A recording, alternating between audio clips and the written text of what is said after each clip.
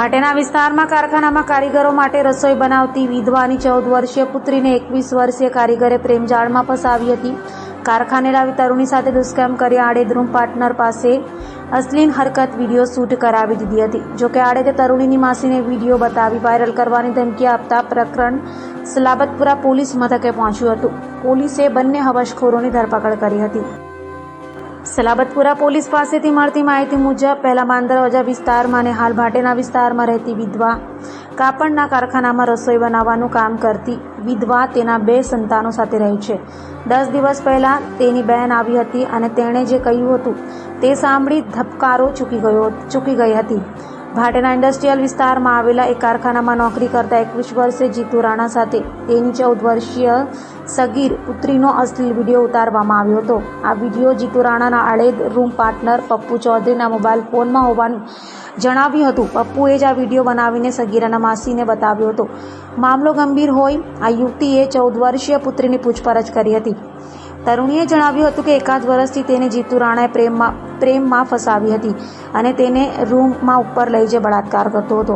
પોતાની જાણ બહાર જીતુના કહેવાથી તેના રૂમ પાર્ટનરે અશ્લીલ વિડીયો મોબાઈલ ફોનમાં શૂટ કરી લીધો હતો. પપ્પુ ચૌધરીને આ વિડીયો ડિલીટ કરવા માટે કહેવામાં આવતા તેણે પોલીસ કેસ કરવામાં આવશે તો વાયરલ કરવાની ધમકી આપતા મામલો સલાબતપુરા પોલીસ મથકે પહોંચ્યો હતો. સલાબતપુરા પોલીસે આ બંને હવસખોરો વિરુદ્ધ બળાત્કાર અને પોક્સોની કલમ અંતર્ગત ગુનો નોંધી ધરપકડ કરી હતી. તે સાથે જ બંનેના મોબાઈલ ફોન પણ કબજે લેવાયા હતા. તેમણે આ વિડીયો કોઈને વાયરલ કર્યો છે કે કેમ તેની પણ ઇન્સ્પેક્ટર S.A. શાહે તપાસ હાથ ધરી છે.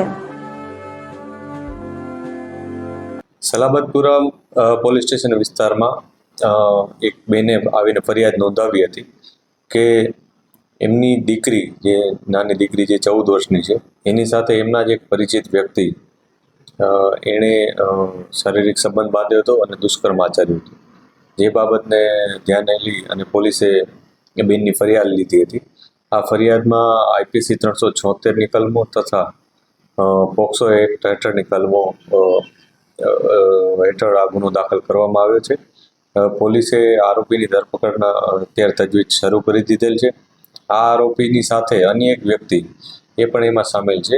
એ વ્યક્તિનો રોલ એ પ્રમાણે હતો કે એણે આ લોકોનો જ્યારે આ જે આરોપી દુષ્કર્મ આચરતો હતો તે વખતનો વિડીયો એણે ઉતારી લીધો હતો અને આ વિડીયો ઉતાર્યા બાદ આરોપી એનો મિત્ર હોવાથી તેણે આ જે ફરિયાદી બેન છે એને ધમકી પણ આપી હતી કે એ જો કોઈ પોલીસમાં ફરિયાદ કરશે તો પોતે આ વિડીયો સોશિયલ મીડિયામાં વાયરલ કરી દેશે.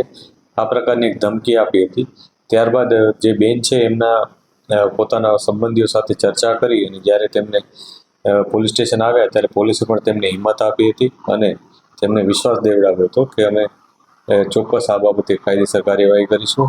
જેથી આ બેને પોલીસ સ્ટેશન આવી અને પછી ફરિયાદ નોંધાવી હતી.